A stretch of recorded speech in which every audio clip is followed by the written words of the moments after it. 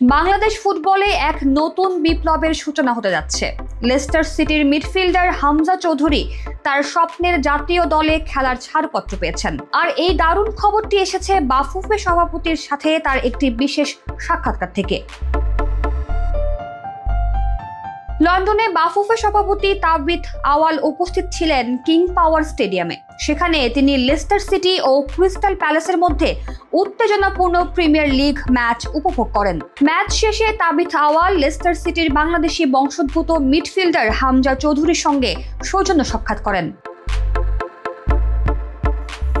এই সাক্ষাৎকে কেন্দ্র করে বড় একটি খবর প্রকাশিত হয়েছে। দীর্ঘ সময় ধরে চেষ্টা করার পর হামজা চৌধুরী এখন বাংলাদেশ জাতীয় ফুটবল দলের অংশ হতে প্রস্তুত। তার জন্য কোনো বাধা আর নেই।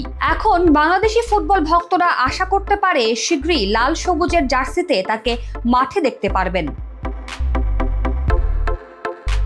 এদিকে 2015 সাল থেকে ইংলিশ ক্লাব লেস্টার সিটির সঙ্গে যুক্ত হামজা চৌধুরী 2019-20 মৌসুমে 29 ম্যাচে তার অসাধারণ পারফরম্যান্স ফুটবল বিশ্বে আলোড়ন সৃষ্টি করে। এখন লাল সবুজের জার্সিতে তিনি সবার নজর কাড়বেন এমনটাই প্রত্যাশা বাঙালি ফুটবল প্রেমীদের।